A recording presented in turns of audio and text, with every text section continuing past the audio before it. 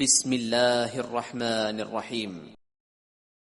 يا أيها الذين آمنوا لا تسألوا عن أشياء إن تبد لكم تسؤكم وإن تسألوا عنها حين ينزل القرآن تبد لكم عفى الله عنها والله غفور حليم. قد سألها قوم من قبلكم ثم أصبحوا بها كافرين. مومنو، ایسی چیزوں کے بارے میں مت سوال کرو کہ اگر ان کی حقیقتیں تم پر ظاہر کر دی جائیں تو تمہیں بری لگیں، اور اگر قرآن کے نازل ہونے کے ایام میں ایسی باتیں پوچھو گے تو تم پر ظاہر بھی کر دی جائیں گی۔ اب تو اللہ نے ایسی باتوں کے پوچھنے سے درگزر فرمایا ہے، اور اللہ بخشنے والا ہے، بردبار ہے۔ اس طرح کی باتیں تم سے پہلے لوگوں نے بھی پوچھی تھیں، مگر جب بتائی گئیں تو پھر وہ ان سے منکر ہو گئے۔ ما جعل اللہ من بحیرة ولا سائبة ولا وصیلة ولا حام ولكن الذین كفروا يفترون على اللہ الكذب وأکثرهم لا يعقلون. وَإِذَا قِيلَ لَهُمْ تَعَالَوْا إِلَى مَا أَنزَلَ اللَّهُ وَإِلَى الرَّسُولِ قَالُوا حَسْبُنَا مَا وَجَدْنَا عَلَيْهِ آبَاءَنَا أَوَلَوْ كَانَ آبَاؤُهُمْ لَا يَعْلَمُونَ شَيْئًا وَلَا يَهْتَدُونَ. اللہ نے نہ تو کوئی بحیرہ مقرر کیا ہے اور نہ کوئی صائبہ اور نہ کوئی وسیلہ اور نہ کوئی حامی، لیکن کافر اللہ پر جھوٹ باندھتے ہیں اور یہ اکثر عقل سے کام نہیں لیتے۔ اور جب ان لوگوں سے کہا جاتا ہے کہ جو کتاب اللہ نے نازل فرمائی ہے اس کی طرف اور پیغمبر کی طرف رجوع کرو، تو کہتے ہیں کہ جس طریق پر ہم نے اپنے باپ دادا کو پایا ہے وہی ہمیں کافی ہے۔ بھلا اگر ان کے باپ دادا نہ تو کچھ جانتے ہوں اور نہ سیدھے رستے پر ہوں تب بھی۔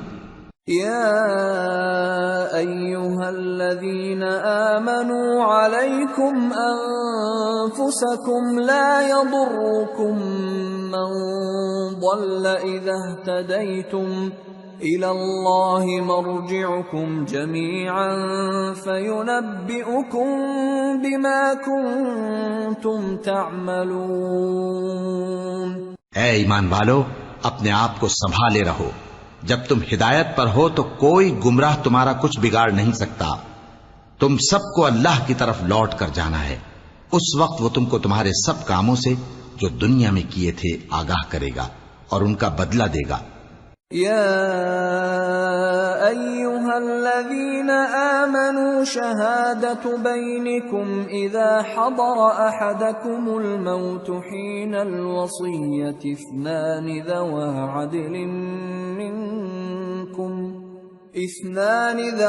عدل منکم او آخران من غیرکم ان انتم ضربتم فی الارض فاصابتکم مصیبۃ الموت تحبسونہما من بعد الصلاة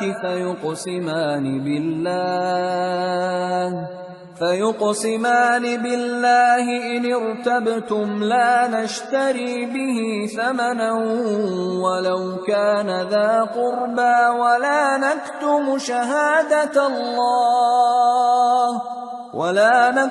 شهادة الله إنا إذا لمن الآثمين. مومنو، جب تم میں سے کسی کی موت آ موجود ہو تو شہادت کا نصاب یہ ہے کہ وصیت کے وقت تم مسلمانوں میں سے دو مرد عادل یعنی صاحب اعتبار گواہ ہوں، یا اگر مسلمان نہ ملیں اور تم سفر کر رہے ہو اور اس وقت تم پر موت کی مصیبت واقع ہو تو کسی دوسرے مذہب کے دو شخصوں کو گواہ کر لو۔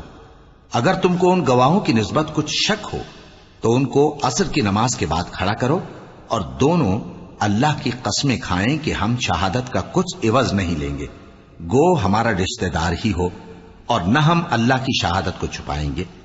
اگر ایسا کریں گے تو گنہگار ہوں گے. فَإِنْ عُثِرَ عَلَىٰ أَنَّهُمَا اسْتَحَقَّا إِثْمًا